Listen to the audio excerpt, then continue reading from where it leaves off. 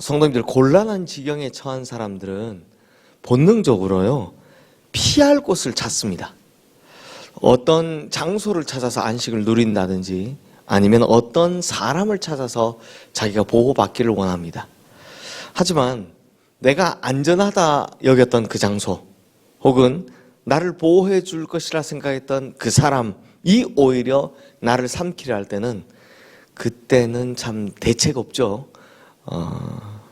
근데요, 시편 34편이 다윗이 딱 이와 같은 상황을 겪은 시편입니다. 어떻게 하느냐? 다행히도 이 시편은 배경이 명확하기 때문입니다. 바로 사무엘상 21장 말씀입니다. 간단히 설명드리면 다윗은 사울에게 쫓겨서 광야로 이제 도망을 치게 됩니다. 근데 막상 광야로 나오니까 막막한 겁니다.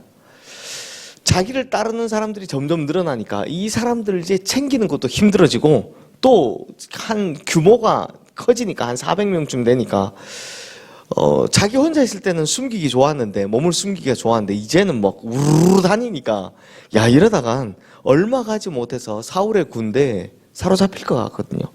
그래서 당시에 다윗이 생각해내는 것이 블레셋의 가드왕, 블레셋은 5개 도시로 되는데 그 중에 가드라는 도시의 왕 아기스에게로 가서 도망치는 겁니다. 요즘식으로 이야기하면 정치적 망명을 선택한 거죠. 근데 어떤 일이 일어났냐? 갔더니 가드왕 아기스는 오케이, 다윗이 자기에게 망명하는 게 굉장히 좋았습니다. 왜냐하면 이스라엘의 군대 장관이 자기 밑에 있다라는 게 명분이 되잖아요. 그래서 야, 이 자기에게 좋은 명분이 되겠다, 손해될 것이 없다라고 생각을 한 겁니다. 그런데 아기스의 신하들이 문제입니다. 다윗을 받아주면 반드시 후환이 생길 테니까 오히려 지금 다윗을 죽여서 뒤에 있을 화를 없애야 된다라고 주장을 하는 겁니다. 그럴 만도 한 것이요, 생각해보면 성도님들, 가드가 어디냐? 골리앗의 고향이거든요. 그러니 다윗이 자기들의 영웅이었던 골리앗을 죽이는 걸 똑똑히 기억하고 있거든요. 그러니 이때다 싶어 아주 복수의 기회를 잡은 겁니다. 상황이 이렇게 돌아가니까 다윗도 눈치가 있습니다. 야, 이대로 가만히 있다가는 그냥 여기서 그냥 죽을 것 같은 겁니다. 그래서 다윗이 그 순간 어떻게 하냐?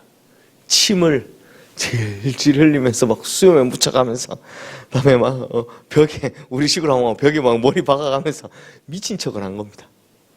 그 덕에 겨우 목숨을 건지게 되죠. 이것이 사무엘상 21장의 내용입니다. 성도님들, 이 일이 있은 후에 다윗이 깨달은 게 있습니다. 8절 말씀 우리 함께 읽겠습니다. 너희는 여호와의 선하심을 맛보아 알지어다. 그에게 피하는 자는 복이 있도다. 그러니까 하나님께 피하지 않고 사람을 찾아가서 도움을 받으려 한 자신의 어리석음을 오히려 여기서 역으로 표현을 하고 있는 겁니다. 여호와께 피할 때 복이 있는 것이고, 사람에게 피할 때 내가 죽을 뻔했다라는 이 자책하는 고백을 지금 여기서 하고 있는 겁니다. 다윗은 가드왕 아기스로 피할 때 분명히 아기스가 자기가 선택할 수 있는 유일한 대안으로 생각했습니다. 동시에 자기 정도의 정치적 영향력이라면 이 가드왕 아기스가 절대로 거절하지 못할 거다라고 생각을 했습니다. 하지만 현실은요, 정반대였습니다. 그러다 보니 구사일생한 다윗이 이제서야 깨닫고 하나님께 회개하는 마음으로 이렇게 고백을 하는 겁니다. 하나님께 피하는 것이 선하고 복되며 사람에게 의지하고 사람에게 피하는 것이 참 어리석은 것이었다라고요. 성도님들, 우리는 어떻습니까?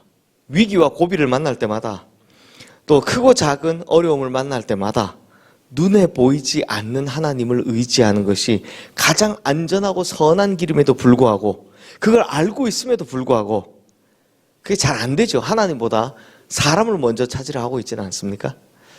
성도님들, 무슨 일이 있어도 사람이 하나님을 대신할 수는 없는 법입니다. 그리고 여기서 참 은혜가 되는 건요, 그 다음입니다. 이후 사무엘상 22장에 보면 다윗이 다시 어디로 갑니까? 갈 데가 없으니까 다시 광야로 돌아갑니다. 그런데요, 분명히 숨을 곳이 없다라고 생각했던 광야였는데, 그래서 지금 이 블레셋까지 가서 사람을 의지하려 한 거였는데, 이번에 발견한 곳이 있습니다. 바로 아둘람이라는 굴이었습니다. 아둘람 굴. 아둘람 굴은 천혜의 요새였습니다. 덕분에 다윗과 또 그를 따르는 400명의 사람들이 그곳에서 몸을 숨길 수가 있었던 거죠. 즉 하나님께서 다윗에게 진정한 안식처를 허락해 주신 겁니다. 그래서 이 아둘람 굴을 발견하고 난 다윗이 고백하는 말이 이렇습니다. 우리 6절 말씀 함께 읽겠습니다. 이 곤고한 자가 부르짖음에 여호와께서 들으시고 그의 모든 환난에서 구원하시도다. 이것을 17절 말씀에서 한 번 더 고백하는데요. 17절 말씀 함께 읽겠습니다. 의인이 부르짖음에 여호와께서 들으시고 그들의 모든 환난에서 건지셨도다.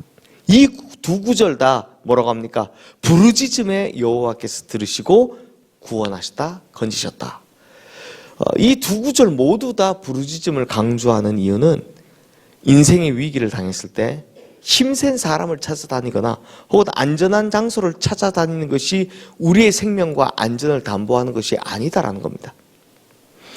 광야에 있건 어디에 있건 장소가 중요한 것이 아니라, 또 누구를 만나든 사람을 중요한 것이 아니라, 내가 하나님께 부르짖는 자리에 있느냐 아니냐, 이게 중요하다라는 걸 다윗이 이야기하는 겁니다.